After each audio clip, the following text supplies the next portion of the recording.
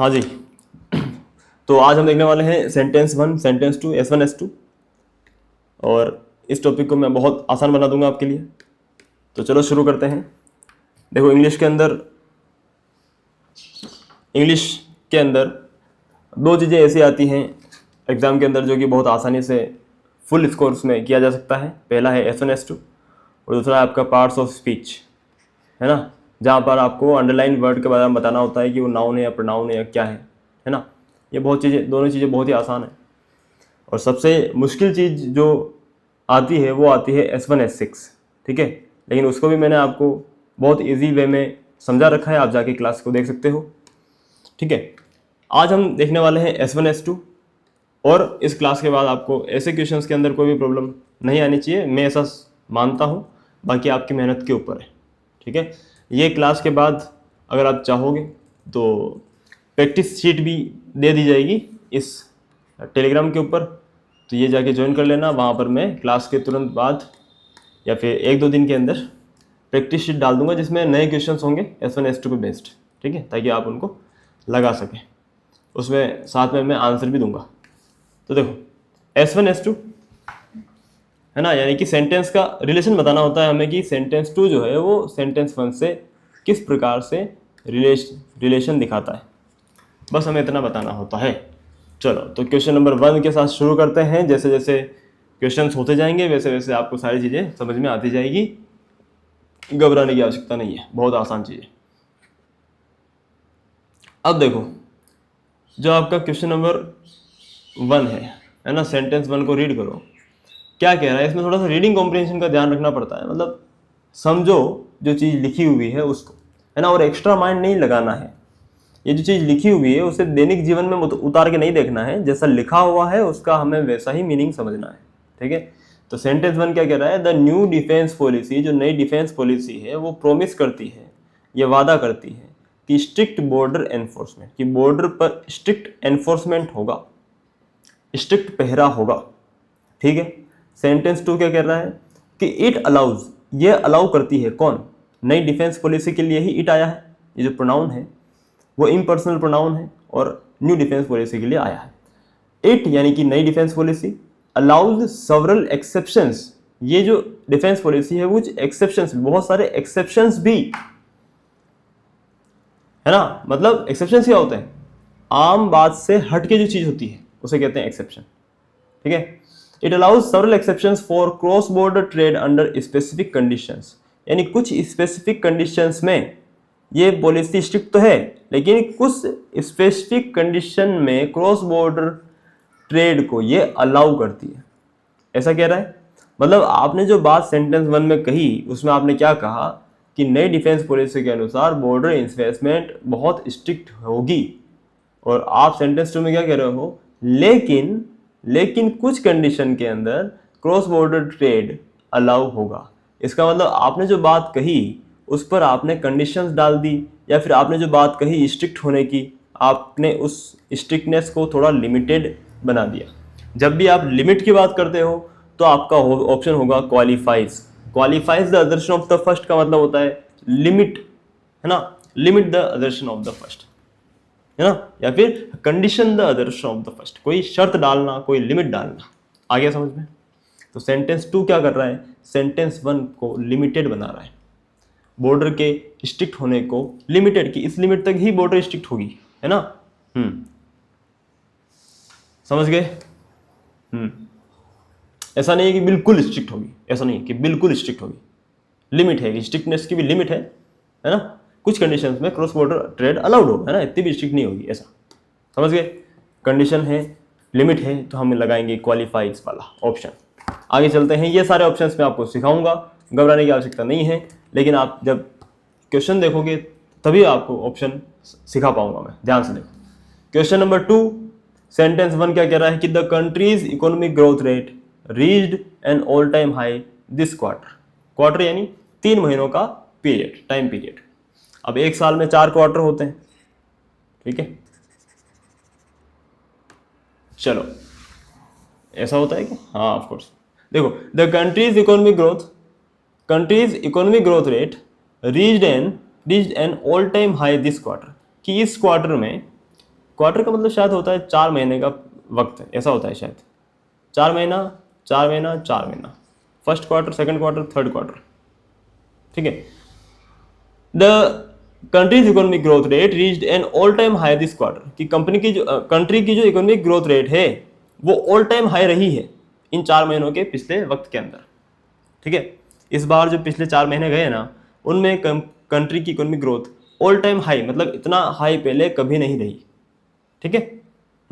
Sentence 2 क्या कह रहा है? Rural house hold income dropped significantly during the same period, कि इसी क्वार्टर के दौरान जो रूरल हाउस होल्ड इनकम है वो साइनिफिकेंटली मतलब बहुत भारी मात्रा में गिरी है, ड्रॉप हुई।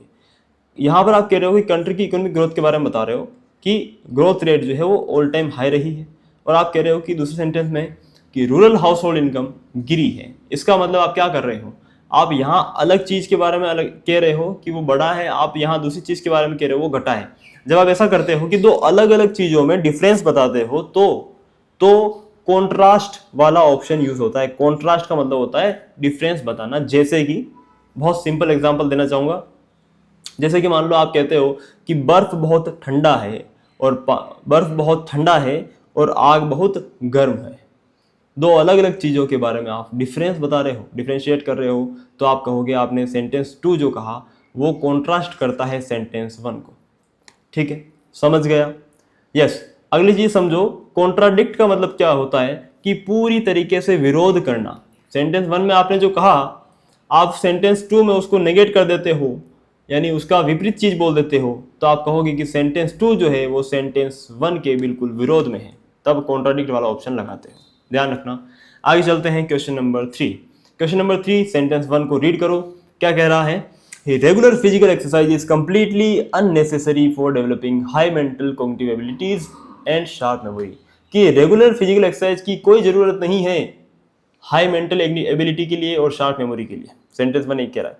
सेंटेंस 2 क्या कह रहा है कि रिसेंट न्यूरोलॉजिकल स्टडीज ये दिखाती हैं कि डेली कार्डियो वर्कआउट करने से इंक्रीज होता है the size of the hippocampus, mind का ऐसा पार्ट, द ब्रेन का ऐसा एरिया जो कि वर्बल मेमोरी और लर्निंग में इन्वॉल्व होता है। समझ गए? यानी क्या कर रहा है? कार्डियो वर्कआउट, अगर डेली कार्डियो वर्कआउट करोगे हिपोकैम्पस का साइज बड़ा होगा, इसका मतलब आपकी लर्निंग एबिलिटी और वर्बल मेमोरी आपकी इंप्रूव होगी। यानी यहाँ पर क्या कह रहा है सेंटेंस 1 में कि रेगुलर फिजिकल एक्सरसाइज से वो जो है वो कंप्लीटली अननेसेसरी है, उनकी कोई ज़रूरत नहीं है हाई मेंटल एबिलिटी के लिए। लेकिन सेंटेंस 2 क्या कह रहा है कि रिसेंट स्टडीज़ में ये पता चला है कि जो डेली वर्कआउट किया करते हैं, है ना, उनकी वर्बल मेमोरी वगैरह अच्छी हो जाती है, ऐसा कह रहा है। इसका मतलब क्या है कि सेंटेंस 2 जो है वो सेंटेंस 1 को नेगेट कर रहा है ना, नेगेट कर रहा है, यानी रिबट्स का मतलब रिफ्यूट करना, नेगेट करना, ठीक है, मना करना। आगे चलते हैं, अगला क्वेश्चन देखते हैं। क्वेश्चन नंबर 4 सेंटेंस 1 को रीड करो, क्या कह रहा है? The government must immediately implement strict regulations on the commercial use of ground water in urban areas, कि गवर्नमेंट को मस्ट यानी बिल्कुल आवश्यक है कि गवर्नमेंट को स्ट्रिक्ट रेगुलेशंस लगा देने चाहिए ग्राउंड वाटर के कमर्शियल यूज पर। ग्राउंड वाटर जो है वो लिमिटेड होता है, आपको पता है, तो उसके कमर्शियल यूज पर गवर्नमेंट को स्ट्रिक्ट बैन लगा देना चाहिए, ठीक है, स्ट्रिक्ट रेगुलेशंस लगा देने चाहिए। सेंटेंस 2 क्या कह रहा है? Over 80% of major city aquifers are currently depleting at a rate much faster than they can naturally replenish, कि कम मतलब ज़्यादा से ज़्यादा मतलब 80% से भी ज़्यादा जो सिटी के जो एक्विफायर्स हैं, एक्विफायर्स क्या होते हैं? ज़मीन के अंदर ऐसी चट्टानों की लेयर जिनके अंदर पानी स्टोर रहता है, उसे कहते हैं एक्विफायर, जहाँ ग्राउंड वाटर स्टोर रहता है। तो 80% जो एक्विफायर्स हैं सिटी के, वो इतनी तेज गति से गिर रहे हैं, जितनी फास्ट, जितना गति से वो वापस नेचुरली फिल नहीं हो सकते, ठीक है। अब नेचर का पानी धीरे धीरे रिस कर जमीन में आता है, पानी धीरे धीरे रिस कर जमीन में आता है, बहुत वक्त लगता है, लेकिन यूज बहुत जल्दी हो रहा है, तो वाटर लेवल डिप्लीट होगा, डिप्लीट यानी घटेगा, ठीक है, ऐसा। अब मुझे बताओ सेंटेंस 2 सेंटेंस 1 के बारे में क्या बता रहा है। देखो सेंटेंस 1 और सेंटेंस 2 पढ़ते हमें पता चल गया कि सेंटेंस 1 में क्या कह रहा है कि गवर्नमेंट को स्ट्रिक्ट रेगुलेशंस लगाने चाहिए, और सेंटेंस 2 में वो क्या कह रहा है कि भैया क्यों लगाने चाहिए, रीजन बता रहा है वो सेंटेंस 2 के अंदर। यानी सेंटेंस 2 जो है वो क्या कॉन्ट्रास्ट कर रहा है, क्या अंतर दिखा रहा है, क्या डिफरेंस दिखा रहा है, नहीं। क्या नेगेट कर रहा है कि नहीं नहीं गवर्नमेंट को स्ट्रिक्ट रेगुलेशन नहीं लगाने चाहिए, क्या ऐसा बोल रहा है क्या, नहीं। क्या वो डाइल्यूट कर रहा है, बात को हल्की बना रहा है, हल्की नहीं बना रहा, वो भारी बना रहा है, ठीक है। तो क्या कर रहा है sentence 2, sentence 2 is the premise यानी कि बेस ऑफ द फर्स्ट, कि यहां पर जो स्ट्रिक्ट रेगुलेशंस लगाने चाहिए वो किस बेस पे लगाने चाहिए कि ये चीज हो रही है साहब, ठीक है, इसलिए आप स्ट्रिक्ट रेगुलेशन लगाओ। तो स्ट्रिक्ट रेगुलेशन लगाने का बेसिस क्या है, ये है ना, fast depletion of ground water. तो आप क्या हो गया ऑप्शन नंबर बी, यानी कि sentence 2 is the base for the first. Okay, चलो आगे चलते हैं। अगला क्वेश्चन देखो, क्वेश्चन नंबर 5, बहुत आसान होना चाहिए शायद, देखते हैं। सेंटेंस 1 देखो, the sudden enforcement of strict lockdown successfully halted the spread of the contagious virus within the community. कि जो स्ट्रिक्ट लॉकडाउन लगा दिया गया ना, है ना, सडनली जो स्ट्रिक्ट लॉकडाउन एनफोर्स यानी लगा दिया गया, उसने होल्टेड कर दिया यानी रोक दिया the spread of contagious virus, है ना, जल्दी से फैलने वाले उस वायरस को उसने रोक दिया, ठीक है, कम्युनिटी में वायरस नहीं फैल पाया। सेंटेंस 2 कह रहा है विदाउट द इमीडिएट रेस्ट्रिक्शन, कि इस इमीडिएट रेस्ट्रिक्शन के बिना, है ना, अगर पब्लिक मूवमेंट को रेस्ट्रिक्ट नहीं किया जाता, है ना, without the immediate restriction on public movement health care facilities would have completely collapsed under the patient load. अगर लॉकडाउन नहीं लगता, है ना, पब्लिक मूवमेंट पे रेस्ट्रिक्शन नहीं लगता, तो वायरस जल्दी फैलता, लोग बीमार पड़ते और पेशेंट लोड बहुत ज़्यादा आ जाता, जिससे हेल्थ केयर फैसिलिटी कोलैप्स हो सकती थी। आ गया समझ में। अब मुझे बताओ सेंटेंस 2 सेंटेंस 1 को क्या काउंटर कर रहा है, क्या नहीं। काउंटर यानी विरोध करना, नहीं कर रहा है। एनालॉजी प्रोवाइड कर रहा है क्या, नहीं प्रोवाइड कर रहा है। एनालॉजी का मतलब क्या होता है मैं आपको थोड़ी देर में बताऊंगा। क्या ये एक्सप्लेन कर रहा है इसको, सेंटेंस 2 सेंटेंस 1 को एक्सप्लेन कर रहा है, नो। एक्सप्लेन का मतलब क्या होता है कि ऐसी चीज जो आपको सेंटेंस 1 में नहीं समझ में आई, तो सेंटेंस 2 उसको उसके बारे में कुछ और डिटेल बताता है, ठीक है, उसे कहते हैं हम एक्सप्लेन करना। लेकिन यहाँ सेंटेंस 1 बिल्कुल समझने लायक चीज है, उसको एक्सप्लेन नहीं किया जा रहा है। ऑप्शन नंबर बी क्या कह रहा है, defends the premise for the first, कि ये प्रीमाइस फॉर द फर्स्ट को डिफेंड कर रहा है, यानी उसका पक्ष ले रहा है।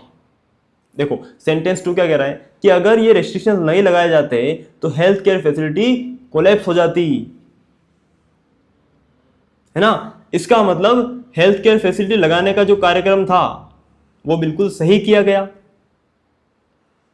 है कि नहीं। यानी सेंटेंस 1 को डिफेंड कर रहा है सेंटेंस 2। आ गया समझ में आ गया समझ में, इस तरीके से। चलो तो आगे चलते हैं। नहीं समझ आया तो मैं वापस समझा देता हूं। देखो ध्यान सुनो, सेंटेंस 1 कह रहा है कि लॉकडाउन लगाने से क्या हुआ कि बीमारी का, वायरस का स्प्रेड जो है वो रुक गया। सेंटेंस 2 कह रहा है अगर लॉकडाउन नहीं लगाया जाता तो health care facility completely collapse हो जाती, है ना। मतलब ये लगाकर सही किया गया है ना, ठीक है। तो ये जो सेंटेंस 2 है वो सेंटेंस 1 यानी लॉकडाउन लगने का जो प्रोसेस है उसको डिफेंड कर रहा है। ओके यस, तो sentence 2 defends the base of the first. आगे चलते हैं। क्वेश्चन नंबर 6, जब भी आप प्रीमाइस को पढ़ोगे तो प्रीमाइस को बेस पढ़ा करो, तब आसानी से आपका सोल्व होंगे क्वेश्चंस। क्वेश्चन नंबर 6 क्या कह रहा है, सेंटेंस 1 देखो, the enforcement of strict copyright laws directly restricts the free flow of creative ideas in modern digital media. कि कॉपीराइट, स्ट्रिक्ट कॉपीराइट लॉज लगाने से क्या होता है कि डिजिटल मीडिया में आइडियाज का फ्री फ्लो नहीं हो पाता। ओके, ठीक है। मान लो एक रील है जिसका कंटेंट आपको अच्छा लगा, आपका भी मन किया कि यार ऐसी रील मैं भी बनाऊं, लेकिन उस रील पर कॉपीराइट, मतलब आपने वैसी ही रील बनाई तो आपके ऊपर क्या आ गया, कॉपीराइट आ गया। तो आप क्या होगा फिर, आइडियाज फ्लो नहीं हो पाएंगे ना, कि उस रील का आइडिया उस रील तक ही लिमिटेड रह गया और नई रील को क्रिएट करवाने में उसकी कोई भूमिका नहीं रही, ऐसा। ठीक है, यानी कि स्ट्रिक्ट कॉपीराइट लॉज जो हैं वो आइडियाज के फ्री फ्लो को रोकता है डिजिटल मीडिया के अंदर। सेंटेंस 2 क्या कहता है, आर्टिस्ट को जरूरत है एन ओपन एनवायरमेंट की, एक ओपन एनवायरमेंट वेयर, जहां पर they can borrow, they can modify and they can build upon existing cultural works without legal fear, कि जहां पर आर्टिस्ट जो है बिना लीगल फियर के कोई रील जो है उसका कंटेंट उधार ले सके, उसको मॉडिफाई कर सके और मॉडिफाई करके अपनी नई रील बना सके, ऐसा। समझ गए क्या, समझ गए क्या? बिल्कुल लेमन टर्म्स, बिल्कुल आम भाषा में सिखाया मैंने, बताओ। ठीक है, अब देखो हमें ये देखना है कि सेंटेंस 2 सेंटेंस 1 से कैसे रिलेटेड है। सेंटेंस 1 कह रहा है कि स्ट्रिक्ट कॉपीराइट लॉज जो हैं वो फ्री फ्लो ऑफ आइडियाज को रोकते हैं। सेंटेंस 2 क्या कह रहा है कि आर्टिस्ट को एक ओपन एनवायरनमेंट चाहिए ताकि वो बोरो कर सके, मॉडिफाई कर सके इन आइडियाज को। ठीक है, तो सेंटेंस 2 क्या कर रहा है, एस्टेब्लिश कर रहा है क्या, फर्स्ट को एस्टेब्लिश कर रहा है क्या? चलो एस्टेब्लिश नहीं समझ में आता तो इसको छोड़ दो, आगे चलो। क्या कॉन्ट्राडिक्ट कर रहा है? नहीं। कॉन्ट्राडिक्ट का मतलब क्या होता कि ये कहता है कि भाई स्ट्रिक्ट कॉपीराइट लॉज जो है वो आइडियाज की फ्री फ्लो को रोकते हैं, और ये कहता है कि नहीं रोकते, तो क्या होता, कॉन्ट्राडिक्ट हो जाता। लेकिन ऐसा नहीं हो रहा है। डेवलप्स एन एक्सियम, एक्सियम का मतलब होता है कोई ऐसी चीज, कोई ऐसा फैक्ट है ना जो कि सर्वमान्य हो, सभी लोग उसको मानते हो, ऐसा। ठीक है, और डीलेजिटिमाइज का मतलब है कि किसी चीज को अमान्य कर देना। क्या कर देना? अमान्य कर देना। ठीक है, तो ये चीज जो है वो पहले वाले को अमान्य बना रही है क्या? नहीं, ये भी सेम चीज बोल रही है और ये भी सेम चीज बोल रही है ना। ये भी क्या कह रहा है कि स्ट्रिक्ट कॉपीराइट लॉज से फ्री फ्लो रिस्ट्रिक्ट होता है, और ये बता रहा है कि किस प्रकार से रिस्ट्रिक्ट होता है। यानी कि सेंटेंस 2 सेंटेंस 1 को एस्टेब्लिश कर रहा है, उसको स्थापित कर रहा है। ठीक है, कि स्ट्रिक्ट कॉपीराइट लॉज जो हैं वो फ्री फ्लो को रोकते हैं। कैसे रोकते हैं? ये देखो, इस तरीके से रोकते हैं।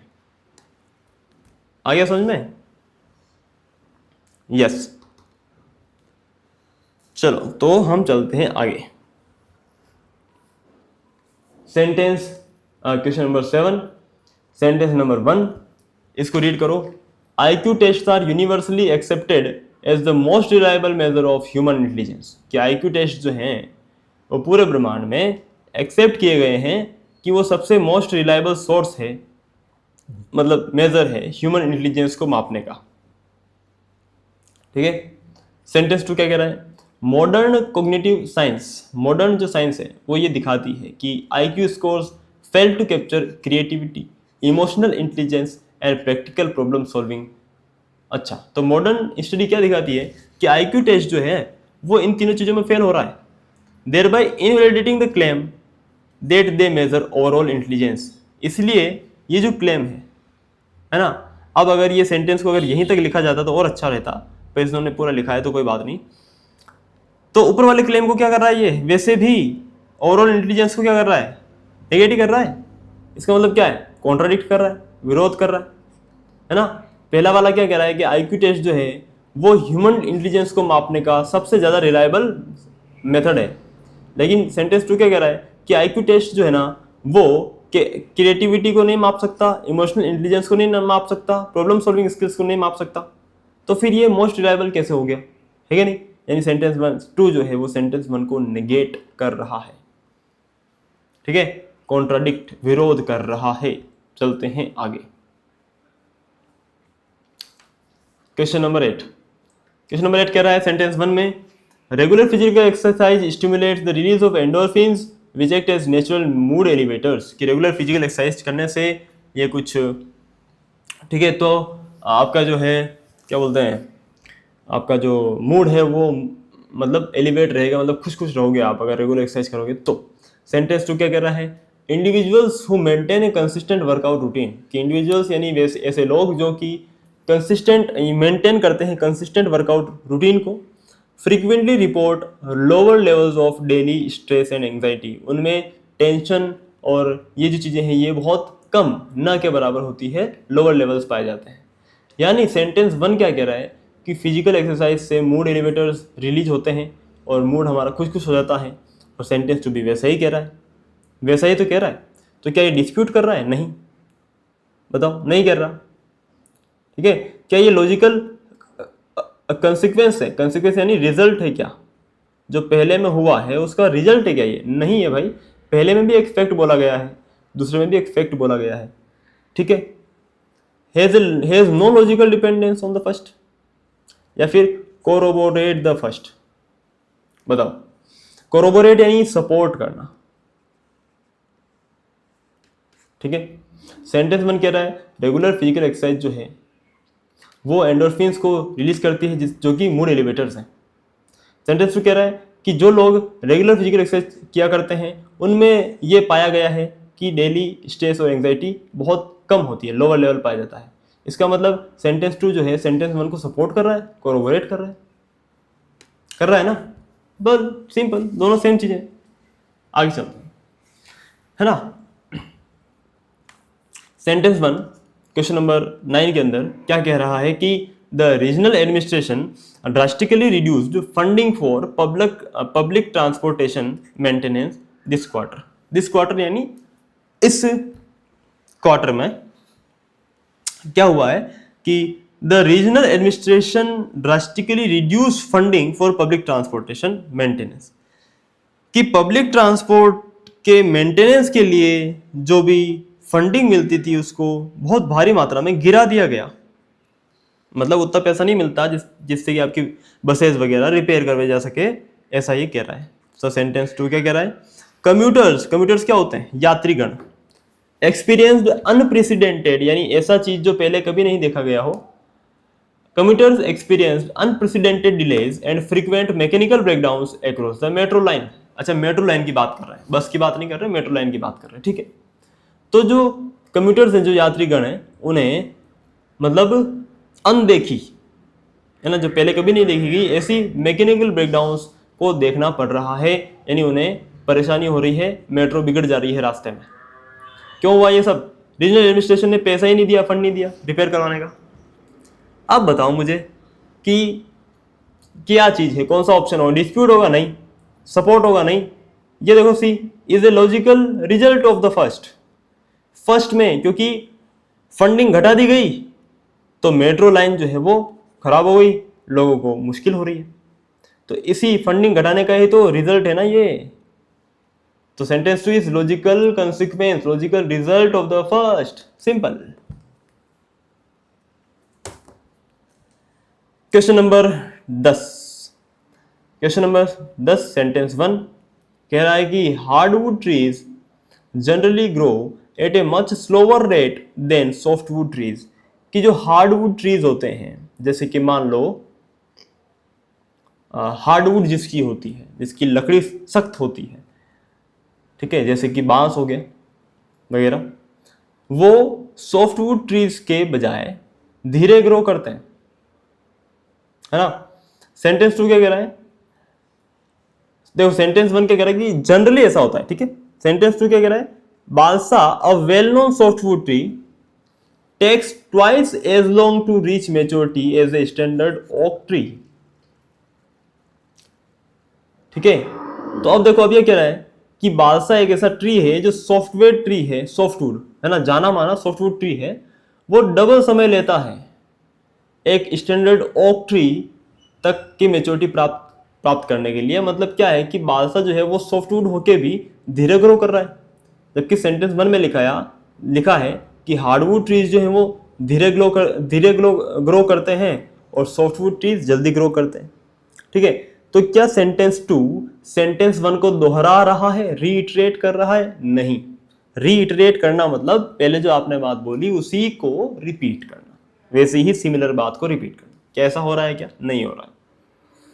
ठीक है, कॉन्ट्रास्ट क्या होता है? जब आप दो अलग अलग चीजों में डिफरेंस दिखाओ यहाँ आप दोनों में ही ग्रोथ रेट की बात कर रहे हो, तो कॉन्ट्रास्ट की कोई बात नहीं है। ठीक है, कॉन्ट्राडिक्ट है भाई, विरोध कर रहा है ना। जनरली ऐसा होता है, लेकिन यहां ऐसा नहीं हो रहा है, मतलब ये चीज इसका विरोध कर रही है ना। ठीक है, तो कॉन्ट्राडिक्ट हो जाएगा। और रीइंफोर्सेस तो होगा नहीं, रीइंफोर्सेस का मतलब होता है सपोर्ट करना। चलिए, अब S1 S2 के PYQs जो आपके CDS एग्जाम में आ रखे हैं, उनको हम देख लेते हैं कि कितना हमने जो सीखा वो उनके अंदर हम इम्प्लीमेंट कर पा रहे हैं। बहुत सिंपल सा, मैं थोड़ा सा पानी पी लेता हूँ, मेरे को बस 5 सेकंड का वक्त है ना, उसके बाद शुरू करते हैं।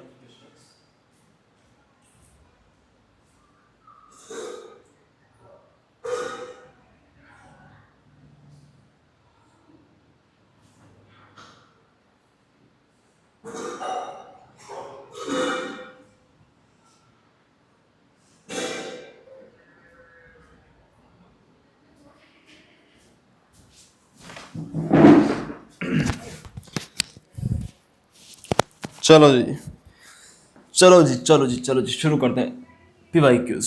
अब मज़ा आएगा। ठीक है, अब आएगा मज़ा।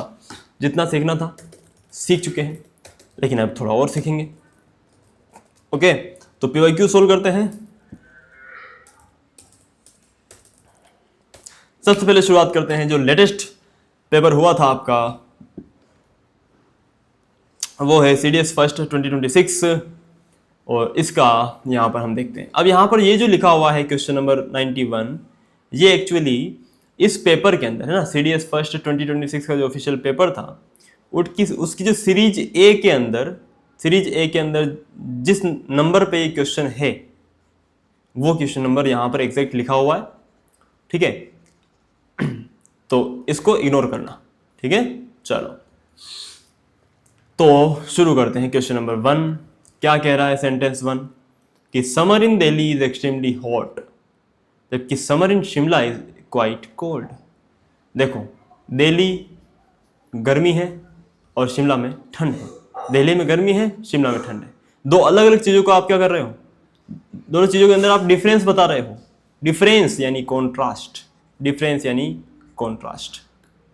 ठीक है, आया क्या समझ में? बहुत ही सिंपल चीज़ है। आगे चलते हैं। क्वेश्चन नंबर 2 देखो, CDS फर्स्ट 2026 का क्वेश्चन नंबर 2 क्या कह रहा है? Bananas are a good source of potassium. Bananas जो है पोटेशियम का अच्छा सोर्स है। सेंटेंस 2 कह रहा है डॉक्टर्स ऑफन यानी कि अक्सर recommend bananas to maintain healthy levels of potassium, कि हेल्दी लेवल ऑफ पोटेशियम को बनाए रखने के डॉक्टर्स जो हैं वो अक्सर बनाना रिकमेंड किया करते हैं। ठीक है, चलो ठीक है साहब, अगला फटाफट से आप पढ़ लेते हैं कि क्या सेंटेंस 2 सेंटेंस 1 को कॉन्ट्राडिक्ट कर रहा है, विरोध कर रहा है? बिल्कुल नहीं कर रहा विरोध। सेंटेंस 1 कह रहा है कि भैया बनाना अच्छे सोर्स है पोटेशियम के। सेंटेंस 2 कह रहा है कि डॉक्टर साहब भी हमें कहते हैं कि भाई बनाना खाया करो, पोटेशियम का लेवल मेंटेन होगा।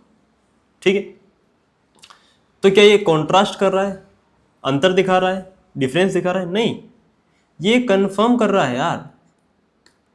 और क्या, सिंपल है ना, कि बनानास गुड सोर्स है पोटेशियम का। और सेंटेंस 2 क्या कह रहे हो आप कि डॉक्टर भी बोलते हैं कि बनाना खाओ। इसका मतलब आप क्या कर रहे हो, कंफर्म कर रहे हो। सिंपल है ना। Question number 3 of CDS first 2026। Sentence 1 क्या कह रहा है?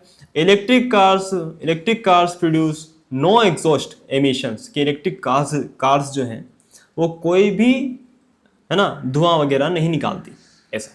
सेंटेंस 2 कह रहा है हाउएवर द इलेक्ट्रिसिटी जो charge them may come from fossil fuel sources, लेकिन उन कारों को चार्ज करने के लिए जो इलेक्ट्रिसिटी बनकर आती है वो फॉसिल फ्यूल के सोर्सेस से बन के आती है, ऐसा कह रहा है। तो यहाँ तो एमिशन हो गया ना, ऐसा कह रहा है ये।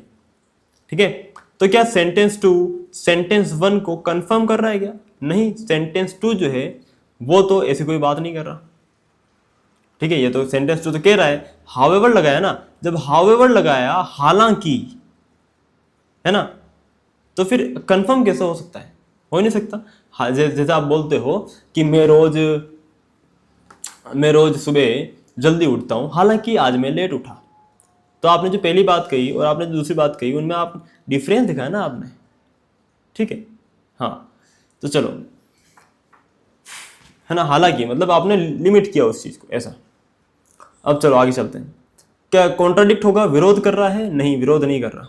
विरोध उस वक्त होता है जब मान लो कि यहाँ कहता कि इलेक्ट्रिक कार्स जो हैं वो कोई एग्जॉस्ट एमिशन प्रोड्यूस नहीं करती, और यहाँ कहता कि नहीं, कुछ एग्जॉस्ट मतलब कुछ इलेक्ट्रिक कार्स ऐसी होती हैं जो एग्जॉस्ट निकालती है, तब होता रेस्ट्रिक्शन, तब होता कॉन्ट्राडिक्शन, विरोध। लेकिन ऐसा नहीं हो रहा है। इस बात से कहीं भी हमें ये नहीं दिख रहा कि इलेक्ट्रिक कार्स जो है वो एग्जॉस्ट निकालेगी, नहीं निकालेगी ना। वो तो जो सेंटेंस 1 है वो सही कह रहा है ना। सेंटेंस 2 में ऐसा तो नहीं लिखा हुआ कि इलेक्ट्रिक कार्स जो हैं वो एग्जॉस्ट निकालती हैं, है ना। इसकी विपरीत बात नहीं है, विरोधी बात नहीं है, तो ये कॉन्ट्राडिक्शन नहीं है। सेंटेंस बी में क्या दिखाया जाता है? बी में दिखाया जाता है डिफरेंस, दो चीज़ों के अंदर अंतर दिखाया जाता है। क्या दिखाया जाता है? अंतर। यहाँ हम अंतर नहीं दिखा रहे, हम क्या कह रहे हैं? हम क्वालिफाई कर रहे हैं, लिमिटेड बना रहे हैं, जो हमने कहा उसको लिमिटेड कर रहे हैं। हम क्या कह रहे हैं कि मैं रोज सुबह उठता हूँ जल्दी, हालांकि आज मैं लेट उठा। यानी कि आपने रोज वाली जो चीज़ होती है उसको लिमिट कर दिया कि भाई आज मैं लेट उठा यार, ठीक है। हाउएवर जहाँ भी आएगा, जहाँ भी हाउएवर दिखेगा, बिना सोचे समझे क्वालिफायर्स वाला लगा देना, ठीक है। चलो आगे चलते हैं। Question number 4 of CDS first 2026 PYQ है। सेंटेंस 1 कह रहा है कि mount Everest is the tallest peak in the world. Mount Everest सबसे ऊंची चोटी है वर्ल्ड की, ठीक है। Highly positive sentence. आगे चलते हैं। K2 in the Karakoram range is taller than Mount Everest। हो ही नहीं सकता। आपने क्या किया, यहाँ सुपरलेटिव डिग्री ऑफ एडजेक्टिव आपने लगाई कि सबसे ऊंची चोटी है माउंट एवरेस्ट, और फिर आप कह रहे हो कि नहीं, K2 जो है वो माउंट एवरेस्ट से ज्यादा बड़ी है। यानी आपने तो प्योर विरोध कर दिया, कॉन्ट्राडिक्ट कर दिया। सेंटेंस 2 में आपने कॉन्ट्राडिक्ट कर दिया, है ना। ऐसा तो हो नहीं सकता ना कि ये सबसे बड़ी है, ये आप कह रहे हो, और फिर कह रहा हो नहीं इससे बड़ी ये है। आपने अपनी कही हुई बात का ही विरोध कर दिया, ठीक है। चलो question number 5 of CDS first 2026 PYQ। Sentence 1 कह रहा है true knowledge is true power, कि सच्चा नॉलेज सच्ची पावर है। सेंटेंस 2 कह रहा है लिटिल नॉलेज हाउएवर, जैसे ही दिखा और क्वालिफाई लगाओ, आगे ज़्यादा बढ़ने की आवश्यकता नहीं है। सेंटेंस 1 2026 क्वेश्चन नंबर 6 क्या कह रहा है? Slow and steady wins the race, कि जो धीरे चलता है और लगातार चलते रहता है वही रेस जीतता है, जैसे कि कछुआ, है ना। आपने वो कहानी सुनी होगी। और सेंटेंस 2 कह रहा है हेस्ट मेक्स वेस्ट, कि जल्दबाजी से सारा काम बिगड़ जाता है। अब बताओ कि क्या हो रहा है, कितना सिंपल सा है। कि जो धीरे चलता है और स्टडी रहता है वो रेस जीतता है। ये कह रहा है जल्दबाजी से काम बिगड़ जाता है, मतलब दोनों सेम चीज ही बोल रही है, यानी कॉन्ट्राडिक्ट तो होगा नहीं, ठीक है। ये कॉन्ट्रास्ट भी नहीं होगा। हाँ, कॉन्ट्रास्ट हो सकता है, बिल्कुल। हाँ देखो, अलग अलग चीजों के बारे में डिफरेंस बता रहा है। ये कह रहा है स्लो, ये फास्ट, स्लो फास्ट, अलग अलग हैं, बिल्कुल अलग चीजें हैं, और इनमें डिफरेंस बताया जा रहा है, ठीक है, यानी कि कॉन्ट्रास्ट, ठीक है। ये बिल्कुल वैसा क्वेश्चन है जैसा कि ये था summer in Delhi is extremely hot, जबकि शिमला इज क्वाइट कोल्ड, है ना। वैसा क्वेश्चन है, कॉन्ट्रास्ट दिखाया जा रहा है। Question number 7 of CDS first 2026 PYQ। देखो, many hands make light work, कि बहुत सारे हाथ अगर एक साथ लगते हैं तो काम हल्का हो जाता है। मतलब अगर बहुत सारे लोग एक साथ मिलकर काम करें तो काम जो है वो उतना भारी नहीं लगता, उतना मुश्किल नहीं लगता। सेंटेंस 2 कह रहा है कि too many cooks spoil the broth, कि बहुत सारे अगर खाना बनाने वाले एक साथ खाना बनाएंगे तो खाना बिगड़ जाएगा, ऐसा, ठीक है। तो बहुत सारे रसोई जो हैं वो रसोई बिगाड़ देते हैं, ऐसा कह रहा है। तो यहाँ तो कह रहा है कि बहुत सारे लोग मिलके काम को हल्का बना देते हैं, आसान बना देते हैं, और सेंटेंस 2 में कह रहा है कि बहुत सारे लोग मिलके काम को बिगाड़ देते हैं, ठीक है। तो ये कॉन्ट्रास्ट कर रहा है, क्वालिफाइज कर रहा है, कंफर्म कर रहा है, नहीं कॉन्ट्राडिक्ट कर रहा है। सिंपल कॉन्ट्राडिक्शन दिखा रहा है, ठीक है। अब कॉन्ट्रास्ट तो होगा नहीं ना, अलग अलग तो है नहीं चीजें। Many hands too many cooks, hands तो मेनी हैंड्स ही है, सेम चीज ही है, ठीक है। चलो सेंटेंस 1, the new laptop model is very desirable, कि जो नया लैपटॉप का मॉडल है वो वेरी डिजायरेबल है, यानी बहुत डिजायरेबल है, मतलब कि वो लेने लायक है, ठीक है। सेंटेंस 2 कहता है, लेकिन देखो क्या कह रहा है, the battery life of the laptop could be better, लेकिन यार बैटरी लाइफ थोड़ी अच्छी की जा सकती थी, है ना। आपने क्या कहा कि लैपटॉप बहुत अच्छा है, लेकिन यार बैटरी लाइफ जो है ना वो थोड़ी अच्छी हो सकती थी। आपने यानी एक कंडीशन लगा दी, एक शर्त लगा दी, लैपटॉप के अच्छे होने पे आपने शर्त लगा दी, या फिर आपने उसको लिमिटेड कर दिया कि लैपटॉप अच्छा तो है, लेकिन यार एक चीज़ और है कि भाई बैटरी अच्छी हो सकती थी, यानी आपने क्वालिफाई कर दिया सेंटेंस को, ठीक है। और बाकी का ऑप्शन वैसे ही देख लो, बहुत ही ईजी है इनको हटा पाना, बहुत ही आसान है ना। Sentence 1, CDS first 2026 question number 9। Sentence 1 कह रहा है, रिसर्च ये दिखाती है कि एक्सरसाइज से मूड इंप्रूव होता है। मैंने कहा भाई ठीक है। सेंटेंस 2 भी रीड कर ले। सेंटेंस 2 कह रहा है कि ये 2022 study links daily walks to reduce depression, वो दिखाती है कि डेली वॉक से डिप्रेशन जो है वो रिड्यूस होता है। अच्छी बात है, रिसर्च दिखाती है एक्सरसाइज से इंप्रूव होता है मूड, और स्टडी भी यही दिखाती है कि वॉक्स करने से ये होता है। कॉन्ट्राडिक्ट हो रहा है कि विरोध हो रहा है? नहीं। कॉन्ट्रास्ट हो रहा है? नहीं। क्वालिफाइज हो रहा है? नहीं। कंफर्म हो रहा है, बिल्कुल ठीक है ना, कंफर्म हो रहा है, सपोर्ट कर रहा है सेंटेंस 2 सेंटेंस 1 को। बहुत ही इजी क्वेश्चन था। CDS फर्स्ट 2026 क्वेश्चन नंबर 10 कह रहा है, some people doubt that God exists, कि कुछ लोगों को डाउट है कि भगवान होते हैं। सेंटेंस 2 कह रहा है, belief in the existence of God is universal, कि पूरे ब्रह्मांड में लोग जो है वो भगवान पे विश्वास करते हैं, कि belief in the existence of God के अंदर विश्वास जो है, भगवान के अंदर विश्वास जो है वो यूनिवर्सल है, मतलब सर्वव्यापी है, ठीक है। सब जगह लोग जो हैं भगवान में विश्वास किया करते हैं। तो दोनों ही सेंटेंस क्या कर रहे हैं? कॉन्ट्रास्ट कर रहे हैं? नहीं। क्वालिफाइज नहीं कर रहे हैं, कंफर्म नहीं कर रहे, कॉन्ट्राडिक्ट कर रहे हैं, बिल्कुल एक दूसरे का विरोध कर रहे हैं। सेंटेंस में कह रहा है कि देखो, सेंटेंस 2 क्या कह रहा है कि भगवान में जो विश्वास है वो हर जगह पाया जाता है, हर जगह लोग भगवान में विश्वास करते हैं। सेंटेंस 1 कह रहा है कि कुछ लोग भगवान पर डाउट करते हैं। इसका मतलब आप क्या कह रहे हो? कॉन्ट्राडिक्शन कर रहे हो ना, है ना। ये जो आप बात यहाँ आपने कही कि ये यूनिवर्सल है, भगवान में विश्वास जो है वो यूनिवर्सल है ना, हाईली पॉजिटिव बात कही, और यहाँ आपने उस लो को तोड़ दिया, जो आपने यहाँ कहा उसको आपने यहाँ तोड़ दिया। आप कह रहे हो नहीं यार, कुछ लोग जो है ना ऐसा नहीं करते, मतलब यूनिवर्सल नहीं है कुल मिला के ऐसा, ठीक है। तो विरोध हो गया, कॉन्ट्राडिक्ट हो गया। अब देखते हैं CDS फर्स्ट 2025 के PYQs। सेंटेंस 1 को ध्यान से देखो, घूर के देखो क्या लिखा है। The snowy albatross is among the largest birds that fly in the world, की जो स्नोवी एल्बेट्रोस एक नाम का एक पक्षी है, is among the largest birds that fly in the world, वो उन पक्षियों में से है, वो उन सबसे बड़े पक्षियों में से एक है जो भी संसार में पाए जाते हैं, उड़ते हैं। सेंटेंस 2 कह रहा है, इट कौन? Snowy albatross, it has the widest wing Spain among all birds, कि इसका जो विंग स्पेन होता है, इसके पंखों का फैलाव जो होता है वो सभी पंछियों में सबसे ज्यादा होता है। With length reaching up to 12 feet, मतलब ये जो पंछी है, ये पंछी जब अपने पर खोलेगा तो उसके जो पर हैं वो 12 फीट, मतलब आपके सर के ऊपर जो आपको छत दिखाई दे रही है, ऊपर देखो छत दिख रही है, उस छत से है ना एक हाथ और ऊपर, इतना ऊंचा तक, जमीन से लेके इतना ऊंचा तक, मतलब इतना उसका विंग स्पेन होता है, ठीक है। तो बहुत अच्छी बात है कि कॉन्ट्राडिक्ट कर रहा है नहीं, इसमें कह रहा है कि ये जो है ये पंछी वो सबसे बड़े पंछियों में से एक है, और ये कह रहा है कि ये बता रहा है कि कैसे वो इन सबसे बड़ों में से एक है, ठीक है।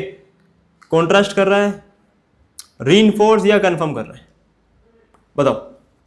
रीइंफोर्स और कंफर्म में मेजर डिफरेंस क्या है?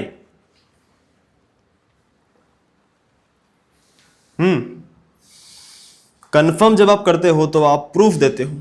क्या देते हो? प्रूफ। आप मान लो कि जज के सामने खड़े हो, आपने कोई गवाही दी, आप अपने गवाही को प्रूव करने के लिए, कंफर्म करने के लिए क्या कर देते हो? प्रूफ देते हो, नहीं देते हो? है ना। जैसा आप बोले कि भैया कंफर्म करो तो आप प्रूफ दिखाओगे, तो कंफर्म का मतलब भैया प्रूफ दोगे। तो ये देखो प्रूफ दे रहा है ये, इसका विंग स्पेन जो है सबसे बड़ा होता है, इसकी जो पंखों की जो वो होती है वो 12 फीट होती है। ठीक है, क्या ये प्रूफ है? बताओ, बोलो भाई, क्या ये प्रूफ है क्या? It is not the proof, it is another statement. ठीक है, प्रूफ कब होता? जब कोई रिपोर्ट होती है वगैरह वगैरह वगैरह वगैरह।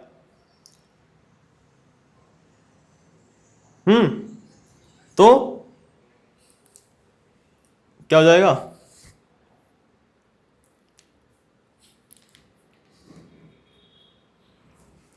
इसमें थोड़ा सा और सोचने विचार करने की बात है।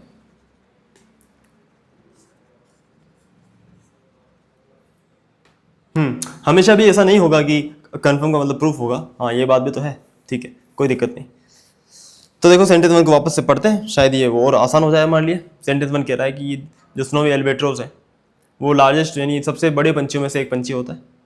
और सेंटेंस टू कह रहा है कि इसका जो विंग स्पैन है वो वाइडेस्ट होता है, सबसे वाइडेस्ट, है ना, सबसे ज़्यादा फैला होता है इसके पंखों का। और उसकी लेंथ कितनी होती है? 12 फीट होती है। यानी आपने जो यहाँ पर कहा है उसको आप कंफर्म ही कर रहे हो। ठीक है, कंफर्म कर रहे हो। ठीक है, ठीक है, प्रूफ हटा दो, कर दो, कंफर्म कर दो। रीइंफोर्स का मतलब क्या होता है सर? फिर रीइंफोर्स का मतलब क्या होता है सर? अभी दिखाएंगे अगले क्वेश्चन के अंदर। ठीक है, अगले क्वेश्चन में जहाँ रीइंफोर्स आएगा वहाँ आपको हम रीइंफोर्स का मतलब जो है वो यहाँ बिल्कुल सिखा देंगे इसमें। ठीक है, चलो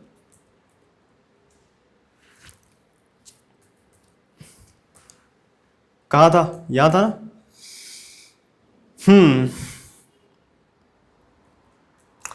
sentence one, question number 42। A scientific theory is first proposed as a hypothesis. कोई जो साइंटिफिक थ्योरी होती है वो सबसे पहले हाइपोथेसिस होती है। हाइपोथेसिस का मतलब होता है कल्पना। ठीक है, तो वो थ्योरी बनती है। After it is subjected to inquiry and it is proven, it becomes thesis. जब ये हाइपोथेसिस जो है उस पर, वो हाइपोथेसिस से बनती है थ्योरी।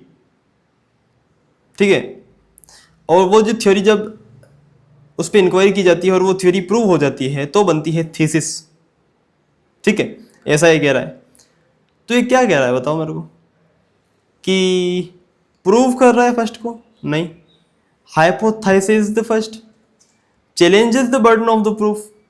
बर्डन ऑफ प्रूफ को आप चैलेंज कर रहे हो, मतलब आप सबूतों का विरोध कर रहे हो। ऐसा कुछ भी नहीं है, सबूत ही नहीं है।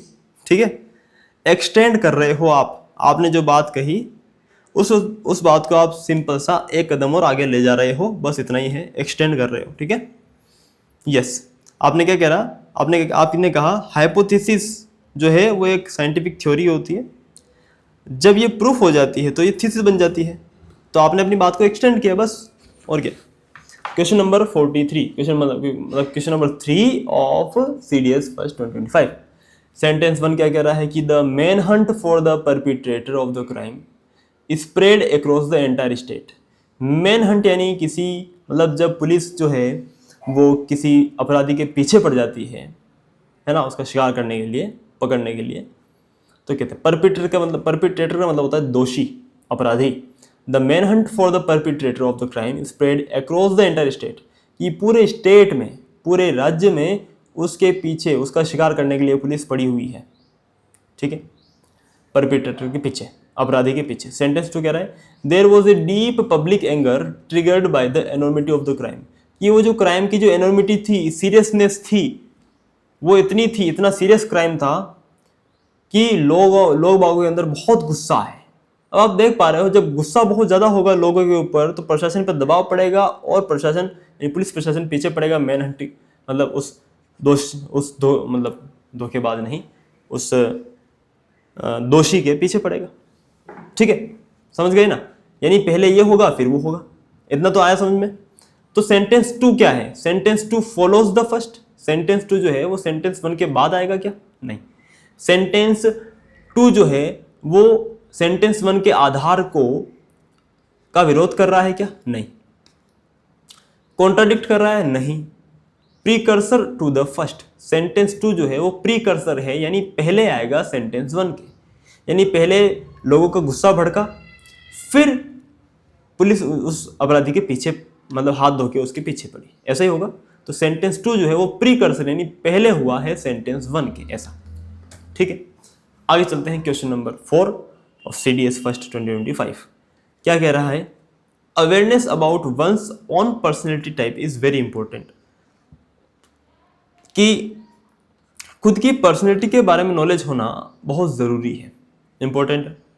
सेंटेंस टू कह रहा है कि self awareness is a difficult goal for most people, कि जो सेल्फ अवेयरनेस है यानी वही तो है awareness about one's own personality, यही तो सेल्फ अवेयरनेस है। तो सेंटेंस वन में कह रहा है कि self awareness is very important, और दूसरे में कह रहा है कि self awareness is very difficult for most people. ठीक है, तो देखो कॉन्ट्राडिक्ट थोड़े ना कर रहा है, क्या विरोध कर रहा है? क्या ऐसा कर रहा है क्या कि नहीं self importance self awareness important नहीं है, ऐसा थोड़ी बोल रहा है सेंटेंस टू। कॉन्ट्राडिक्ट नहीं होगा, कंफर्म कर रहा है, कंफर्म करने वाली जैसी कोई बात बोल रहा है। यहाँ पर कह रहा है कि ये बहुत इंपॉर्टेंट है और यहाँ पर कह रहा है कि ये बहुत मुश्किल है। कंफर्मेशन जैसी भी कोई चीज़ नहीं है, कॉन्ट्रास्ट भी नहीं है। कॉन्ट्रापंटल इसका मतलब होता है काउंटर पॉइंट। इसका मतलब क्या होता है? काउंटर पॉइंट मतलब एक ही टॉपिक के बारे में अलग अलग दो पॉइंट बताना। जैसे यहाँ पर ये कह रहा है self awareness is very important, दूसरे में सेल्फ अवेयरनेस के बारे में ही दूसरा पॉइंट बताया जा रहा है कि ये मुश्किल होता है। ठीक है, यानी कॉन्ट्रापंटल विज द फर्स्ट। ठीक है, counter point. Question number 5 CDS first 2025। Liberalisation changed the contours, sorry इसको ऐसे पढ़ेंगे, कंटूअर्स यानी boundaries of India's economy. Liberalisation changed the contours of India's economy. Sentence two कह रहा है India is today poised to become one of the top economies of the world. ठीक, बहुत ही अच्छी बात है। ये कह रहा है कि लिबरलाइजेशन की वजह से इंडिया की इकोनॉमी पूरी तरीके से चेंज हो गई है। इंडिया की बाउंड्रीज को, इंडिया की इकोनॉमिक बाउंड्रीज को, मतलब कि इंडिया के जो वित्तीय लिमिट थी उसे लिबरलाइजेशन ने बहुत चेंज कर दिया है। लिबरलाइजेशन होता क्या है? लिबरलाइजेशन का मतलब होता है कि व्यापार के अंदर प्राइवेटाइजेशन करना, ऐसा। ठीक है, हाँ, मतलब सभी लोगों को अलाउ करना कि वो आए और अलग अलग प्रकार का व्यापार करें। सिर्फ और सिर्फ खाली गवर्नमेंट का ही नहीं होना चाहिए कि सारी फैक्ट्रियाँ गवर्नमेंट की हैं। ठीक है, ऐसा नहीं होना चाहिए, तो उसे कहते हैं लिबरलाइजेशन। तो लिबरलाइजेशन से ये हुआ है इंडिया की इकोनॉमी जो है वो become one of the top economies of the world बनने वाली है। तो क्या ये कॉन्ट्राडिक्ट कर रहा है, विरोध कर रहा है? बिल्कुल नहीं। कॉन्ट्रास्ट अंतर दिखा रहा है? नहीं। कोइंसाइड मतलब एक ही समय पे होने वाली चीजें, लेकिन लिबरलाइजेशन पहले हुआ होगा, फिर धीरे धीरे बाद में इकोनॉमी जो है अब इतनी स्ट्रॉन्ग हुई, यानी कोइंसाइड भी नहीं है, कोरिलेट है। ये कोरिलेट रिलेट कर रहा है ना। ठीक है, कि लिबरलाइजेशन जो है उसने इंडिया की इकोनॉमिक बाउंड्रीज को बदल दिया है। कैसे बदल दिया है? ऐसे बदल दिया है, इसका मतलब पॉजिटिवली बदल दिया है। तो दोनों जगह इकोनॉमी की ही बात हो रही है, तो कोरिलेशन है। ठीक है, चलो आगे चलते हैं। तो ये इसमें मैंने आपको बताया था रीइंफोर्स करना, और क्या होता है रीइंफोर्स करना, यानी अपनी बात को वापस से थोड़े और दबाव के साथ कहना, थोड़े और प्रेशर के साथ कहना। सेंटेंस वन कह रहा है the final outcome can never be predicted incontrovertibly, कि जो फाइनल आउटकम है, फाइनल रिजल्ट जो है वो कभी भी, ऐसे वर्ड को ध्यान से देखा करो, कभी भी प्रिडिक्ट यानी कि अनुमान नहीं लगाया जा सकता। फाइनल आउटकम का, फाइनल रिजल्ट का कभी भी अनुमान नहीं लगाया जा सकता इनकंट्रोवर्टिबली। इनकंट्रोवर्टिबली मतलब ऐसी, इस तरीके से कि उस पर कोई कंट्रोवर्सी ना हो, कोई लोग उस पर कोई आवाज ना उठाए, है ना। कुल मिला के सेंटेंस वन कह रहा है कि फाइनल आउटकम कभी भी अनुमान नहीं, फाइनल आउटकम का कभी भी अनुमान नहीं लगाया जा सकता। सेंटेंस टू क्या कह रहा है कि सभी आउटकम्स जो हैं वो बेस्ड होते हैं वेरिएबल्स पर, that can not always be fully understood, ध्यान रखना, अगर यहां लिखा होता that can not be fully understood तो बात अलग थी, लेकिन यहां लिखा है that can not always be, जिनको हमेशा नहीं समझा जा सकता। इसका मतलब क्या है कि कभी कभी समझा जा सकता है, ऐसा कभी कभी समझा जा सकता है। इस चीज को समझना ध्यान से। अब देखो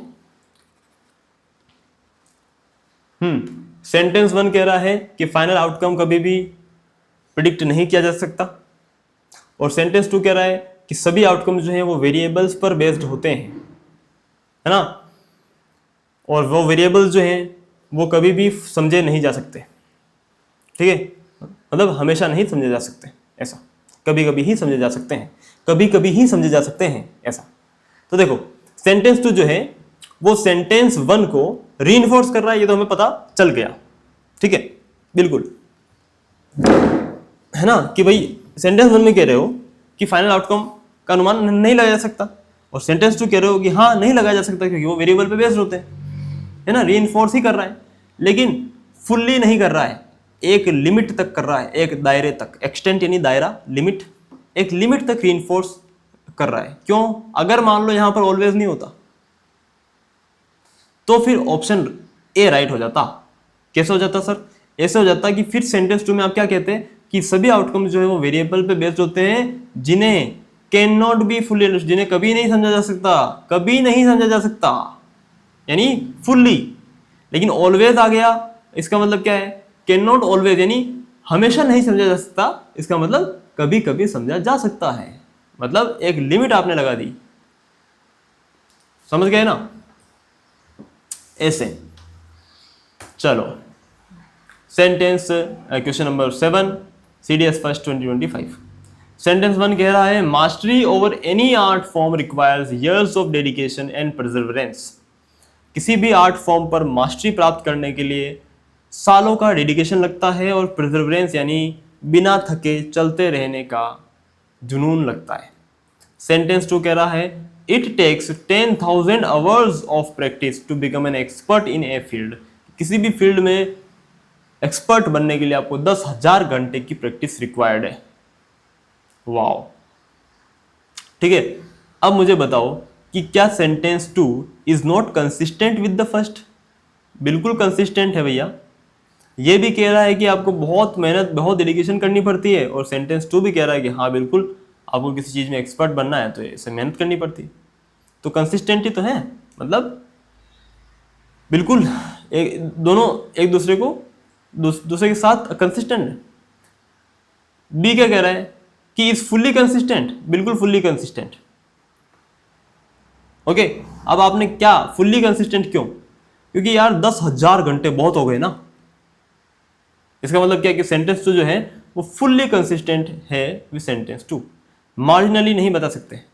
अगर आप ऐसा बोलते हैं कि it takes 100 hours to practice, है ना, of practice to become an expert field, तो फिर तो हर कोई बंदा एक्सपर्ट बन सकता है ना। ठीक है, लेकिन आपने फुल्ली कंसिस्टेंट कर दिया इसको, आपने बहुत बड़ी मतलब बात कही है ऐसी। ठीक है, ये जो आपकी डेडिकेशन, परसेवरेंस, इन भारी भारी वर्ड्स के साथ जो है वो पूरी तरीके से मैच कर रहा है ये आंकड़ा, ऐसा। Sentence 1 question number 8 CDS first 2025। Sentence 1 कह रहा है the beauty of India's democracy rests in the greatness of ईस्ट कॉन्स्टिट्यूशन। कि इंडिया की जो डेमोक्रेसी की जो खूबसूरती है वो उसके संविधान में है। ठीक है, बिल्कुल।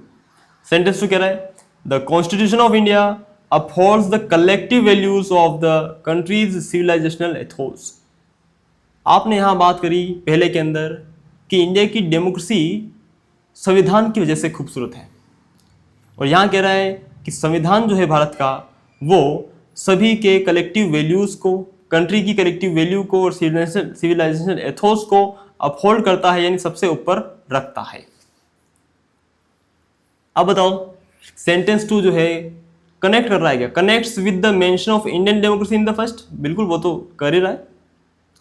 Provide the reason for the assertion regarding the constitution in the first, contradicts the assertion about the democracy in the first. देखो कॉन्ट्राडिक्ट तो बिल्कुल भी नहीं कर रहा, विरोध बिल्कुल नहीं कर रहा, ठीक है। Connect with the Indian democracy, तो यहां पर डेमोक्रेसी की बात नहीं हुई है, ठीक है। बी क्या कह रहा है, provide the reason for the assertion regarding the constitution in the first, कि सेंटेंस 1 में जो मैंने बात कही है क्या उसके लिए एक रीजन बता रहा है क्या ये। सेंटेंस 2 जो है, sentence 2 provide the reason for the first. Sentence 1 में क्या कह रहा है, देखो कि इंडिया की जो डेमोक्रेसी है वो संविधान में है, संविधान में निहित है इंडिया की डेमोक्रेसी। और सेंटेंस 2 कह रहा है संविधान जो है वो भारत के लोगों के कलेक्टिव वैल्यूज को और सिविलाइजेशन एथिक्स को सबसे ऊपर रखता है, तभी तो डेमोक्रेसी ब्यूटीफुल है, तभी तो संविधान के अंदर डेमोक्रेसी है। समझ गए? यानी बिल्कुल ये एक रीजन प्रोवाइड कर रहा है, सेंटेंस 2 एक रीजन प्रोवाइड कर रहा है, ठीक है, कि संविधान खूबसूरत क्यों है, इसलिए है। इसमें आप कह रहे हो सेंटेंस 1 में कि संविधान खूबसूरत है, क्यों है, क्योंकि वो लोगों की वैल्यूज को सबसे ऊपर मानता है। तो sentence 2 provide a reason so that we can say the constitution is beautiful, ठीक है। चलो आगे चलते हैं। फिर सीरीज फर्स्ट 26 क्वेश्चन नंबर 9 कह रहा है roseate is an adjective for the rose flower. Roseate जो है वो रोज फ्लावर के लिए एडजेक्टिव होता है। इसका मतलब रोजेट मतलब क्या हो गया, अगर आप किसी चीज को कह रहे हो कि रोजेट शॉल, है ना, शॉल की स्पेलिंग यही क्या, मतलब कि गुलाबी रंग की शाल, ऐसा, ठीक है। तो ये एक एडजेक्टिव है, यानी आप यहां पर आप लैंग्वेज की बात कर रहे हो, है ना, कि ये जो है वो रोज फ्लावर के लिए एडजेक्टिव है, ठीक है। सेंटेंस 2 में आप कह रहे हो कि the rose is a powerful poetic symbol in many languages, कि रोज जो है वो बहुत सारी लैंग्वेजेस के अंदर एक पावरफुल पोएटिक सिंबल है। अब इन दोनों बातों का कोई लेना देना मुझे नहीं लगता, बिल्कुल। अब सेंटेंस 2 क्या कह रहा है, कॉन्ट्रास्ट दिखा रहा है क्या, विरोध, कॉन्ट्रास्ट मतलब दो अलग अलग चीजों में डिफरेंस दिखा रहा है, बिल्कुल नहीं दिखा रहा डिफरेंस, ठीक है। एक्सप्लिकेट कर रहा है, एक्सप्लेन कर रहा है क्या, नहीं एक्सप्लेन नहीं कर रहा। रोजेट जो है वो एक एडजेक्टिव है, बस उसको एक्सप्लेन थोड़ी कर रहा है कि वो एडजेक्टिव क्यों है, ठीक है। कोइंसाइड विद द फर्स्ट और एक्सपेंड द फर्स्ट, आपने सिर्फ क्या कहा, देखो एक्सपेंड का मतलब क्या होता है, कोइंसाइड का मतलब होता है कि एक ही समय पे दो चीजें होना, ओके, तो इससे इसका कोई लेना देना नहीं है। और एक्सपेंड का मतलब होता है कि आपने एक बात कही, आपने उसके बाद दूसरी बात कही, उसके बाद तीसरी बात कही, जरूरी नहीं है कि उन बातों का आपस में कोई रिलेशन हो, ठीक है। अब आप बोलोगे सर अगर रिलेशन ही नहीं है तो सेंटेंस 2 सेंटेंस 1 से रिलेट कैसे हुआ, ठीक है। ठीक है, लेकिन यहां पर आप देखो एक रिलेशन है ना, यहां भी रोज की बात हो रही है, यहां भी रोज की बात हो रही है, ठीक है। यहां पर आप क्या कह रहे हो कि रोजेट जो है वो एक एडजेक्टिव है रोज फ्लावर के लिए, फिर आप आगे ही रोज फ्लावर के बारे में और बात बता रहे हो, यानी आप एक्सपेंड कर रहे हो, ठीक है। मैंने क्या कहा कि जरूरी नहीं है कि वो चीज एक दूसरे से जुड़ी हुई हो, लेकिन हो भी सकती है, ठीक है। एक्सपेंड कर रहे हो, रोज के बारे में जो आपने बात कही उसको आप आगे और फैला रहे हो, ठीक है ना। चलो आगे चलते हैं, question number 10 of series first 2025। Sentence 1 कह रहा है the early bird gets the worm, जो बर्ड जो है, बर्ड अर्ली बर्ड, जो बर्ड जल्दी जाता है खाना लेने के लिए, उसे खाना जल्दी मिलता है। क्वेश्चन सेंटेंस 2 कह रहा है to go about one's task expeditiously is to achieve one's goal, कि अगर आप मतलब कोई भी वन यानी कोई भी व्यक्ति अपने टास्क के पीछे मेहनत से अगर लग जाए तो वो उस गोल को प्राप्त कर ही लेता है, ऐसा, ओके।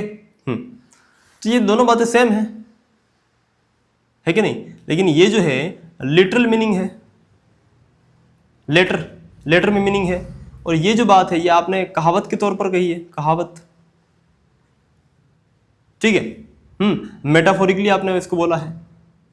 तो सेंटेंस 2 क्या कर रहा है, makes assertion about the first, provides a metaphorical reassertion, नहीं, मेटाफोर तो ये है, सेंटेंस 1 है मेटाफोर यानी कहावत, ठीक है।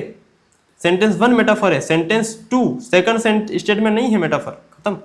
क्या सेकंड स्टेटमेंट कॉन्ट्रास्ट कर रहा है क्या, या रीइंफोर्स कर रहा है एजम्पशन ऑफ द फर्स्ट को? रीइंफोर्स कर रहा है क्या? रीइंफोर्स नहीं कर रहा है, जो बात यहाँ बोली है वही सेम बात बोल रहा है, और कोई उसको कोई ताकत के साथ नहीं बोल रहा, ठीक है। यानी रीइंफोर्स वाला नहीं होगा, यानी क्या होगा, ऑप्शन नंबर ए हो जाएगा। असर्शन का मतलब होता है स्टेटमेंट। स्टेटमेंट यानी कि कोई वाक्य, कोई लाइन सॉरी, स्टेटमेंट यानी कोई बात कहना, ठीक है। यहां पर आप कह रहे हो कहावत, उसी कहावत को फिर आप लिटरल वर्ड्स में लिख रहे हो, यानी आप स्टेटमेंट में लिख रहे हो, ठीक है। अब बात करते हैं आगे CDS 2 2025 के PYQs की। क्वेश्चन नंबर 41 यानी question number 1 of this paper क्या कह रहा है, failure is the stepping stone to success, कि फेलियर ही पहला कदम है सक्सेस का, ठीक है। लेकिन सेंटेंस 2 क्या कह रहा है, successive failures are not however successive stepping stones to success, कि अगर आप बार बार फेल होगे, ठीक है, तो आप नहीं कह सकते यार फेलियर तो पहला स्टेप है, फेलियर सिर्फ पहला स्टेप है, पहले स्टेप के बाद दोबारा फेल नहीं होना है, ऐसा बोल रहा है ये, ठीक है। तो सक्सेसिव, अब देखो आपको यहाँ पर हाउएवर दिख गया, यानी आपने जो बात कही कि सेंटेंस 1 कि फेलियर जो है वो स्टेपिंग स्टोन है ना, उसमें आप बाकी आप क्या कह रहे हो सेंटेंस 2 में, कि हालांकि बार बार फेल होना नहीं है भाई स्टेपिंग स्टोन, ठीक है। यानी अपनी बात को आपने लिमिटेड कर दिया, क्वालिफाई कर दिया, है ना। कितना सिंपल था, बताओ, ठीक है। चले आगे चलते हैं।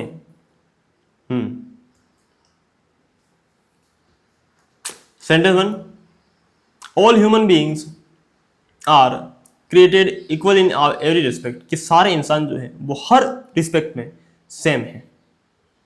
सेंटेंस 2 कह रहा है some people are more equal than others, ये तो कॉन्ट्रडिक्शन हो गया ना, आप कह रहे हो कि सारे सेम हैं, फिर आप अपनी बात को काट रहे हो वापस, कि आप कह रहे हो कि कुछ जो हैं वो दूसरों से ज़्यादा सेम है, ये कोई बात थोड़ी होती, एक बात पे टिके रहो, है ना, तो सही रहेगा। कॉन्ट्राडिक्ट कर रहे हो आप, विरोध कर रहे हो, ठीक है। मेरा मन कर रहा है कि इस क्वेश्चन को वापस देखा जाए, देखें क्या इसमें कोई गलती तो नहीं की हमने, पता नहीं, मेरा मन अंदर से कर रहा है इसमें कोई गलती कर दी। सेंटेंस 1 कह रहा है कि failure is the stepping stone to success, failure जो है वो सक्सेस का स्टेपिंग स्टोन है, successive failures are not however successive stepping stone to success, सही है, कोई गलती नहीं है। 43 question number 3 of this paper, sentence 1 को रीड करो, the origin of the universe has been traced to the big bang, जो यूनिवर्स का जो ओरिजिन है वो बिग बैंग तक ट्रेस किया गया है, बिग बैंग थ्योरी तक, बिग बैंग एक्सप्लोजन जब हुआ था बिग बैंग का, ठीक है, वहां तक। There can be no knowledge of what existed before the big bang, यानी ये कह रहा है कि यूनिवर्स का जो ओरिजिन है ना वो बिग बैंग तक ट्रेस किया जा सकता है, ट्रेस किया गया है। सेंटेंस 2 कह रहा है बिग बैंग के पहले क्या था उसके बारे में कोई नॉलेज नहीं लगाया जा सकता, हो ही नहीं सकता नॉलेज, बिल्कुल सही बात है। जब यूनिवर्स का ओरिजिन बिग बैंग तक ही ट्रेस किया गया है तो उसके बियॉन्ड नॉलेज कैसे हो सकता है? तो क्या ये कॉन्ट्राडिक्ट करता है? नहीं। Establishes limits on the assertion made in the first, या फिर explain the basis behind the first, first के अंदर किसी का कोई बेसिस है क्या? सेंटेंस 2 कह रहा है there can be no knowledge of what existed before the big bang, कि बिग बैंग के पहले क्या था उसके बारे में कोई जानकारी नहीं है। तो ये जो सेंटेंस है वो सेंटेंस 1 के बेसिस को एक्सप्लेन कर रहा है क्या? नहीं कर रहा, बल्कि हम ऐसा कह सकते हैं कि सेंटेंस 2 जो है, ठीक है, सेंटेंस 2 का बेस है सेंटेंस 1, ऐसा हम कह सकते हैं। देखो कैसे, सुनना, कि बिग बैंग से पहले का कोई नॉलेज नहीं है। क्यों नहीं हो सकता? क्योंकि ओरिजिन ही बिग बैंग तक ट्रेस किया गया है। मतलब ये जो चीज मैंने कही ये बेस हो सकता है किसका? It is the base of this statement, है कि नहीं? कि यार देखो, बिग बैंग से पहले नॉलेज नहीं हो सकता कुछ भी। क्यों नहीं हो सकता? क्योंकि यूनिवर्स का जो ओरिजिन है वो बिग बैंग तक ही ट्रेस किया गया है, बिग बैंग थ्योरी तक ही, समझ रहे हो? बिग बैंग का जो एक्सप्लोजन था वहां तक। तो इसका तो उल्टा हो सकता है, sentence 1 is the basis behind the sentence 2, ना कि sentence 2 second sentence is the basis of the first. ऐसा नहीं होगा। Confirms the assertion made in the first, confirm होगा क्या?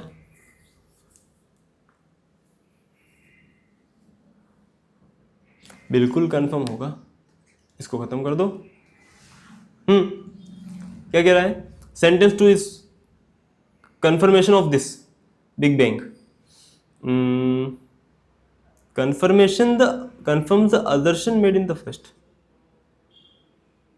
नहीं यार, ये भी उल्टा होगा। इसको भी उल्टा करके देखो। देखो ये भी क्या कह रहा है, सेंटेंस 2 क्या कह रहा है कि बिग बैंग से पहले का कोई नॉलेज नहीं हो सकता, है ना, एग्जिस्ट ही नहीं कर सकता। ठीक है? क्यों नहीं कर सकता? क्योंकि बिग बैंग तक ही ट्रेस किया गया है यूनिवर्स के ओरिजिन को। यानी सेंटेंस 1 जो है वो कंफर्म कर रहा है सेंटेंस 2 को, ना कि sentence 2 confirms the assertion of the first. उल्टा लिखा है इन्होंने। ठीक है? यानी ऑप्शन एक ही बचा हमारे पास, ऑप्शन नंबर सी हम लगा देंगे, established limits on the assertion made in the first. आगे चलते हैं क्वेश्चन नंबर 4 देखो। सेंटेंस 1 कह रहा है the highest clouds in the skies are the most fascinating, कि बादलों के अंदर जो सबसे ऊपर बादल होते हैं वो सबसे ज्यादा आकर्षक लगते हैं। ठीक है? सेंटेंस 2 कह रहा है we are most attracted to those things that are most out of our reach.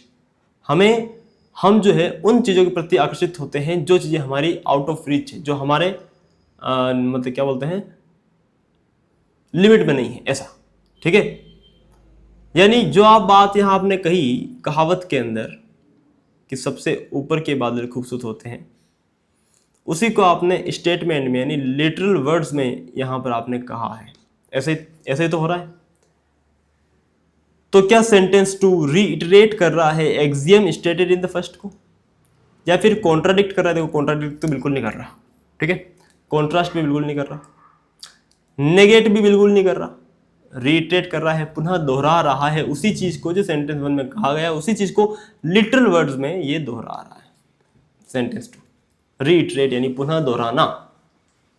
Sentence 1 a 4 stroke engine is more efficient then A 2 stroke engine. जो 4 स्ट्रोक इंजन होता है वो ज्यादा एफिशिएंट होता है। अब एफिशिएंसी यहाँ पर क्या हो सकती है? एक तो पावर एफिशिएंसी होती है कि 4 स्ट्रोक इंजन जो है वो 2 स्ट्रोक इंजन के बजाय ज़्यादा पावर एफिशिएंट होगा, है ना। अगर मान लो कि 2 स्ट्रोक इंजन जो है वो 2 लीटर पेट्रोल के अंदर कितनी मतलब कि इतनी हॉर्स पावर दे रहा है, इतनी हॉर्स पावर दे रहा है। ठीक है ना, मतलब कि 1 हॉर्स पावर हो गया ना, 746 वोल्ट यानी 1 हॉर्स पावर। ठीक है? तो दूसरा वाला जो इंजन है 4 स्ट्रोक इंजन, वो ज़्यादा हॉर्स पावर देगा, 2 HP देगा वो उतने ही पेट्रोल में, तो वो ज़्यादा एफिशिएंट हो गया कि नहीं हो गया, है ना। वो ज़्यादा एनर्जी एफिशिएंट है, वो उतने ही फ्यूल के अंदर ज़्यादा एनर्जी प्रोवाइड कर रहा है। ठीक है? और दूसरा एफिशिएंसी क्या होती है कि फ्यूल तो यूज़ कर रहे हैं बराबर दोनों ही, लेकिन धुआं जो है वो 4 इंजन वाला कम धुआं निकालता है, मतलब वो कम प्रदूषण फैला रहा है, तो भी एफिशिएंसी हो गई। ठीक है? देखो सेंटेंस 1 क्या कह रहा है, अ 4 stroke engine is more efficient then A 2 stroke engine. 4 stroke engine जो है वो ज्यादा एफिशिएंट होता है एक 2 स्ट्रोक इंजन के बजाय। सेंटेंस 2 कह रहा है कि the 2 stroke engine has been phased out, से 2 स्ट्रोक इंजन को हटा दिया गया है to protect the environment, environment को प्रोटेक्ट करने के लिए 2 स्ट्रोक इंजन को हटा दिया गया। तो क्या कॉन्ट्राडिक्ट कर रहा है या कोइंसाइड कॉन्ट्रास्ट कर रहा है? नहीं, कोइंसाइड कर रहा है, नहीं, रिलेट कर रहा है, रिलेट। ठीक है? कोरिलेट कर रहा है। 4 स्ट्रोक इंजन जो है वो ज्यादा एफिशिएंट होता है, ठीक है, इसलिए 2 स्ट्रोक इंजन को हटा दिया गया, कोरिलेशन, सिंपल। आगे चलते हैं। Sentence 1 bottled water is safer than tap water, कि नल के पानी से ज्यादा सेफ कौन सा है? बोतल का पानी। सेंटेंस 2 कह रहा है in many countries tap water is fed to babies को नल का पानी पिलाया जाता है। आप सेंटेंस 1 में कह रहे हो कि बोतल का पानी ज़्यादा सेफ है, और सेंटेंस 2 में आप कह रहे हो कि बहुत से देशों में वो है ना नल वाला पानी पिलाया जाता है, यानी दोनों ही सेंटेंस एक दूसरे को क्या कर रहे हैं, कॉन्ट्रास्ट कर रहे हैं, असर्ट कर रहे हैं, नहीं कन्फर्म्स नहीं कर रहे, एक्सटेंशन नहीं है, कॉन्ट्रास्ट है, कॉन्ट्रास्ट। ठीक है, चलते हैं आगे। The peacock is India's national bird. Peacock जो है इंडिया का नेशनल बर्ड है। सेंटेंस 1 कह रहा है, सेंटेंस 2 कह रहा है the great Indian bustard is the state bird of Rajasthan. यहां अलग बंदे की बात कर रहे हो आप, यहां अलग बंदे की बात कर रहे हो, मतलब तो देखते हैं कि क्या कह रहा है। तो क्या सेंटेंस 2 प्रोवाइड कर रहा है कॉन्ट्राडिक्टरी इंफॉर्मेशन? क्या नहीं, कॉन्ट्राडिक्शन कहां हो रहा है, विरोध कहां हो रहा है, ये स्टेटमेंट अलग है, ये स्टेटमेंट अलग है। Provides escalatory information to what is content in the first. जो सेंटेंस 1 में कहा गया है उसी का एस्केलेशन कर रहा है, उसी को और ऊपर बढ़ा चढ़ाकर कह रहा है? नहीं। Sentence provides additional information to what is content in the first, या फिर provide less information. Less information की बात ही नहीं है, यहां पर भी वो बर्ड की बात कर रहा है, यहां पर भी वो बर्ड की बात कर रहा है। कुल मिलाकर बर्ड के बारे में एक इंफॉर्मेशन, एडिशनल इंफॉर्मेशन दे रहा है। ठीक है, बस और क्या कि पिकॉक इंडिया का नेशनल बर्ड है और ग्रेटर इंडियन बस्टर्ड राजस्थान का नेशनल बर्ड है, मतलब स्टेट बर्ड है। ठीक है, चलो आगे चलते हैं। मैं थोड़ा सा पानी पी लेता हूँ।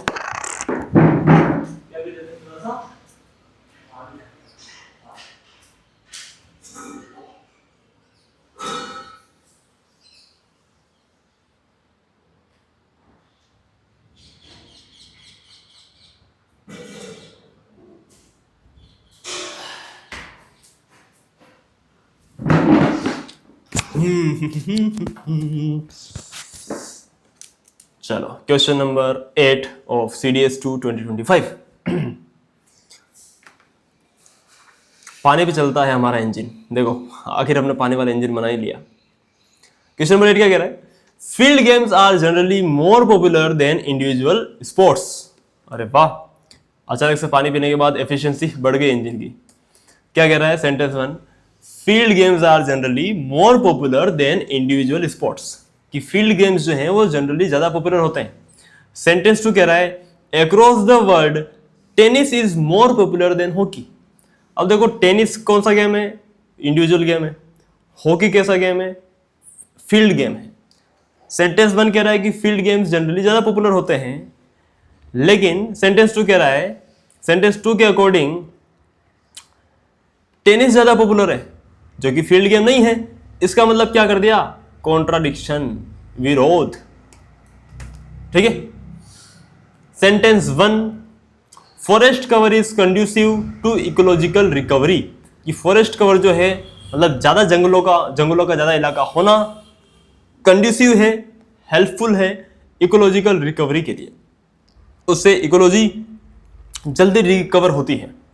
सेंटेंस 2 कह रहा है unchecked urbanisation leads to environmental degradation, कि अनचेक्ड बिना सोचे समझे अर्बनाइजेशन यानी कि शहरीकरण से क्या होता है? एनवायरमेंट डिग्रेड होता है, एनवायरमेंट की क्वालिटी घटती है। Simple, yes. यानी दोनों सेंटेंस क्या कर रहे हैं? कॉन्ट्रास्ट कर रहे हैं? बिल्कुल नहीं। डिस्प्यूट नहीं, कॉन्ट्राडिक्ट नहीं, कोरिलेट, बिल्कुल कोरिलेट कर रहे हैं। सिंपल। ठीक है। अरे नहीं नहीं नहीं नहीं, क्या कर दिया मैंने, क्या कर दिया, बिना सोचे कर दिया मैंने। ये यहां पर कह रहा है कि फॉरेस्ट कवर जो है वो इकोलॉजी के रिकवरी के लिए अच्छा है, पॉजिटिव बात बोल रहा है। ये कह रहा है अनचेक्ड अर्बनाइजेशन जो है वो लीड करती है एनवायरमेंटल डिग्रेडेशन को। देखो दो अलग अलग चीजों की बात हो रही है। अनचेक्ड अर्बनाइजेशन अलग बात है, फॉरेस्ट कवर अलग बात है। ये पॉजिटिव चीज लेके आ रही है, ये नेगेटिव चीज लेके आ रही है। मतलब आप दो अलग अलग चीजों में डिफरेंस बता रहे हो, यानी कॉन्ट्रास्ट कर रहे हो। हाँ, अब सही हो गया। चले आगे। चलो क्वेश्चन नंबर 2 2025। सेंटेंस 1 कह रहा है कि Indians have been emigrating to countries across the world for centuries. Indians जो है वो एमिग्रेट कर रहे हैं to countries across the world for centuries. Indians जो है वो कई सालों से, सेंचुरीज से, कहीं 100 सालों से एमिग्रेट कर रहे हैं, मतलब अपना देश छोड़कर बाकी देशों में जा रहे हैं। सेंटेंस 2 कह रहा है कि द इंडियन डायस्पोरा यानी विदेशों में रहने वाला इंडिया का जो नागरिक है उसे कहते हैं इंडियन डायस्पोरा। तो the Indian diaspora is a model of success across the world. देखो, कोई व्यक्ति एमिग्रेट कब करता है, अपना देश छोड़ के मतलब जाएगा, वो क्यों जाएगा, ताकि उसे अच्छी फैसिलिटी मिले, यहाँ से बेटर चीज मिले, ऐसा ऐसा सोच के जाता है वो, ठीक है। तो उसका सक्सेस से कोई लेना देना नहीं है ना, समझ पा रहे हो? यस, वो वहां जाने के बाद सक्सेस होगा, वो तो हम मान सकते हैं, लेकिन देश छोड़ के जा रहा है वो क्योंकि वो सक्सेस का वो है, नहीं, ऐसा नहीं हो सकता। तो कोरोबोरेट नहीं होगा, यानी सपोर्ट नहीं करेगा, डिस्प्यूट भी नहीं करेगा, विरोध भी नहीं करेगा, दोनों अलग अलग बातें हैं। लॉजिकल कंसिक्वेंस नहीं है फर्स्ट का। सेंटेंस 2 यानी कि इंडियन डायस्पोरा जो है वो मॉडल ऑफ सक्सेस है अराउंड द वर्ल्ड, ये है ना, ये ऐसा नहीं, हमें ऐसा नहीं सोचना कि है कि नहीं है, ऐसा तो ये कह रहा है कि है, इंडियन डायस्पोरा जो है मॉडल ऑफ सक्सेस है। लेकिन क्या वो इसकी वजह से है क्या?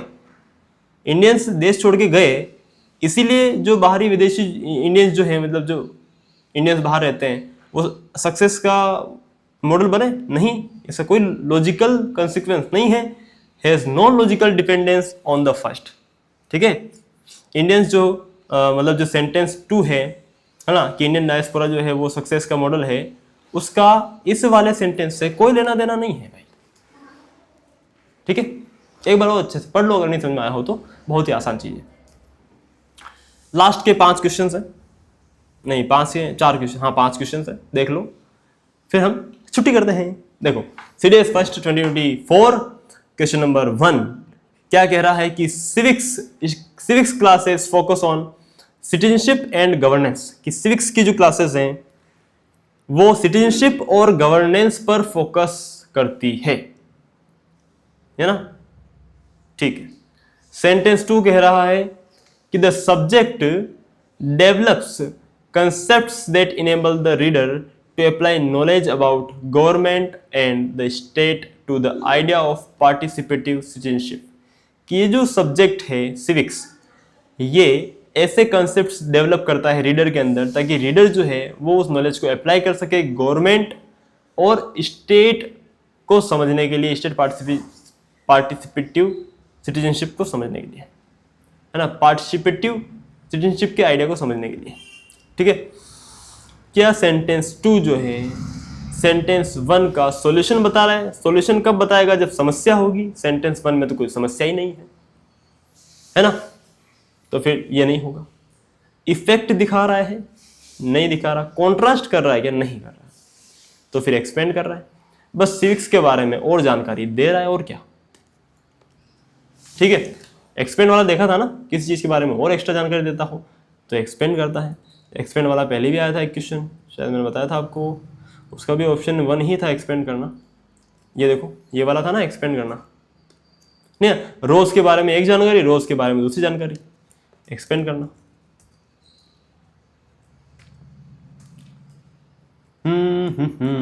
आगे चलते हैं क्वेश्चन नंबर दिस। सेंटेंस 1 कह रहा है कि China has made rapid economic strides, STRIDE यानी लंबी छलांगे मारना, है ना, but at the cost of democracy. China ने लंबी इकोनॉमिक छलांगे मारी हैं, लेकिन डेमोक्रेसी को दांव पर लगाकर, ठीक है। सेंटेंस 2 कह रहा है India has followed a path towards rapid economic growth but by abiding by the norms of a democratic polity. India ने भी रैपिड इकोनॉमिक ग्रोथ की है, लेकिन abiding by the rules, abiding के बाद बाय आता है, ठीक है, ये ध्यान रखना, अबाइडिंग बाय द रूल्स, तो abiding by the norms of a democratic polity. India ने डेमोक्रेटिक पॉलिटी को रखते हुए, डेमोक्रेसी दिखाते हुए ये सब काम किया है, इकोनॉमिक ग्रोथ की है। क्या सेंटेंस 2 कंफर्म करता है सेंटेंस 1 को? कोई लेना देना नहीं है। क्या सेंटेंस 2 नेगेट करता है फर्स्ट को? नहीं। सेंटेंस 2 ऐसा थोड़ी कह रहा है कि चाइना ने ये नहीं किया, बिल्कुल किया है। सेंटेंस 2 तो इंडिया के बारे में है, वो तो चाइना के बारे में है ही नहीं, तो वो उसको नेगेट कैसे कर सकता है, ठीक है। सेंटेंस 2 क्या कह रहा है? Explain what is stated in the first. नहीं, इसका स्टेटमेंट, इसको हम एक्सप्लेन थोड़ी कर रहे हैं, यहाँ कुछ एक्सप्लेन करने जैसा है ही नहीं, ये नॉर्मल स्टेटमेंट है। यानी offers a contrast to the past, ठीक है। चाइना ने किया, इसको दाव पे लगा के, हमने किया इसको साथ में लेकर, यानी दो चीजों में अंतर बता रहे हो आप, कॉन्ट्रास्ट कर रहे हो। ठीक है, दो अलग अलग देशों की इकोनॉमिक ग्रोथ के जो बेस हैं उनको आप डिफ्रेंशिएट कर रहे हो। Question number 8, question number 3 of CDS first 2024, the concept of right और wrong needs to be determined on the basis of principles. कि राइट और रॉन्ग का जो राइट और रॉन्ग किसी चीज को आप बोलते हो तो वो सिद्धांतों पे आधारित होना चाहिए। आपका जो वो फैसला है वो सिद्धांतों पे आधारित होना चाहिए। सेंटेंस 2 कह रहा है When it comes to matters related to the field of human rights, लेकिन जब मानव अधिकारों की बात होती है तो पोजिशंस शुड बी, है ना, राइट और रॉन्ग होना, ये जो पोजिशंस हैं should be based solely on principles, सिर्फ और सिर्फ प्रिंसिपल्स पे, सिद्धांतों पर आधारित होनी चाहिए। बिना सिद्धांतों के आप ह्यूमन राइट्स के पक्ष में हाँ मतलब राइट और रॉन्ग बात नहीं बोल सकते। ऐसे क्या सेंटेंस 2 एस्टेब्लिश करता है सेंटेंस फर्स्ट को? क्या उसको वो एस्टेब्लिश कर रहा है, स्थापित कर रहा है क्या? या develops an axiom based on the first, या delegitimise the premise of the first? ये तो गलत हो गया, है ना।